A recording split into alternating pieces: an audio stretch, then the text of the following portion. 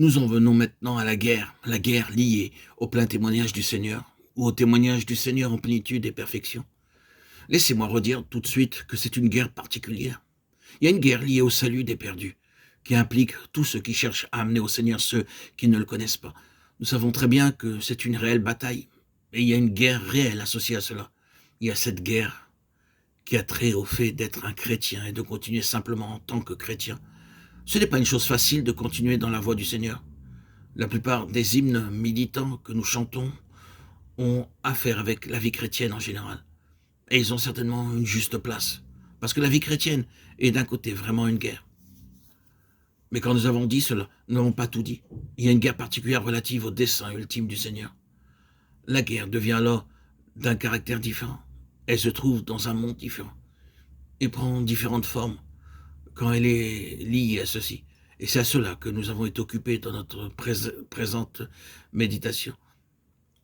Aussi revenant à ce livre de Néhémie qui, après tout, est seulement une illustration de réalité spirituelle et céleste que nous trouvons dans le Nouveau Testament, particulièrement dans des parties telles que la lettre aux Éphésiens et le livre de l'Apocalypse. Nous nous trouvons en présence d'un immense conflit revêtant une forme particulière à cause de la chose qui est en vue. C'est cette muraille qui est le trouble ou la cause du trouble, c'est-à-dire le rétablissement d'une pleine expression de ce que le Seigneur désire concernant son peuple. Et cela provoque un grand antagonisme très positif et très persistant, d'un caractère particulier. Si vous parcourez ce livre, vous trouverez qu'il y a un grand nombre de gens dont il est fait mention qui sont les ennemis jurés de cet objectif particulier. Aussi, nous les considérons avant de regarder leurs méthodes et les formes de leur opposition. Il y a Sambala, Tobia, Geshem, qui sont ces gens. Que font-ils ici? Comment sont-ils venus? Et quand vous répondez à ces questions, vous arrivez très près du cœur des choses quant à l'opposition spirituelle.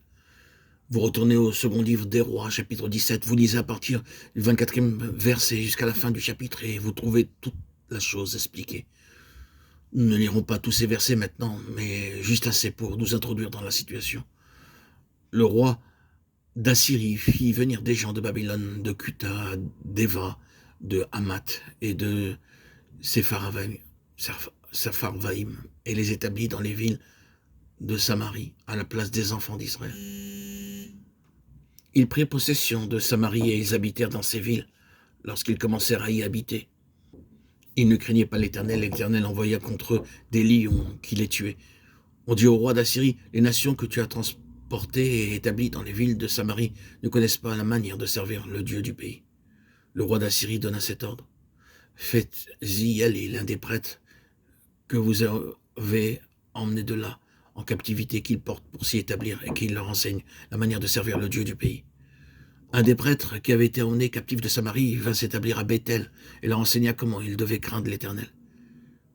Mais les nations firent chacune leur Dieu dans les villes qu'elles habitaient et les placèrent dans les maisons des hauts lieux bâtis par les Samaritains. Ils craignaient aussi l'Éternel et ils se créèrent des prêtres des hauts lieux pris parmi tout le peuple.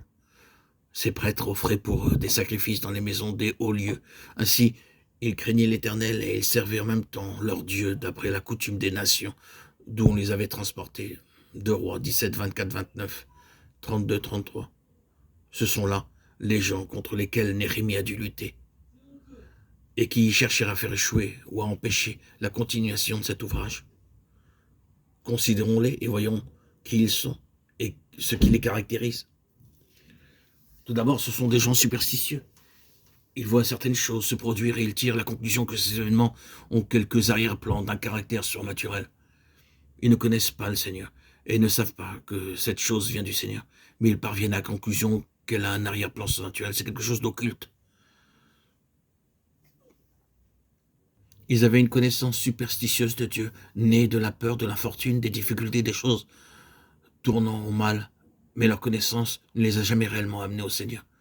Ils continuèrent à servir leur propre Dieu. Ce sont ces gens qui étaient de simples professeurs sans aucune connaissance réelle du Seigneur. Leur religion était une imitation, une chose de seconde main, non pas quelque chose du cœur.